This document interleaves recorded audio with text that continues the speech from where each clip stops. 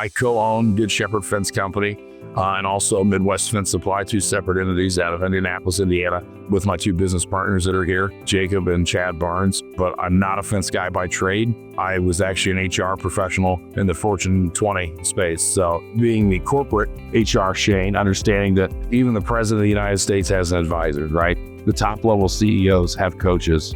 I think having that kind of unbiased, if you will, individual coming in, it's been extremely helpful. And Robert's one of those guys that's in my circle of five.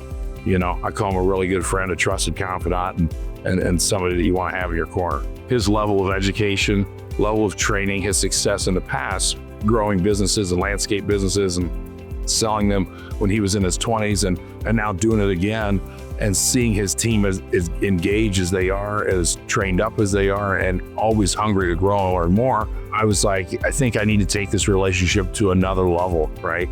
I think we're gonna have a lot of great success, not just as a business, but with Robert being a part of our team, because that's what he is once you hire him, he is a part of your team. He wants you to win. And so from the weekly Zoom calls to the touch-ins to this, hey, what's going on? Robert works with my CFO, his team, and Crystal and Jordan and everybody. They work with my admin staff, and all the way down to Crystal helping me hire my new admin person in the front, right? They've been a godsend when it comes to a lot of that stuff and helping us see the vision. Since, 6 months, prior, there's a lot of things we probably just wouldn't have done, or we would have bulldozed each other's thoughts and feelings to reach a mission or a goal, or maybe it'd be two of us said we're doing something, the other one didn't necessarily agree or didn't necessarily understand the vision that we had, and we still did it, and then they didn't feel heard. And from where we were now to then, if there's let's just even say a disagreement, like we can sit down and where everybody's level-headed. It's kind of like Steven said yesterday, it's stuff that we know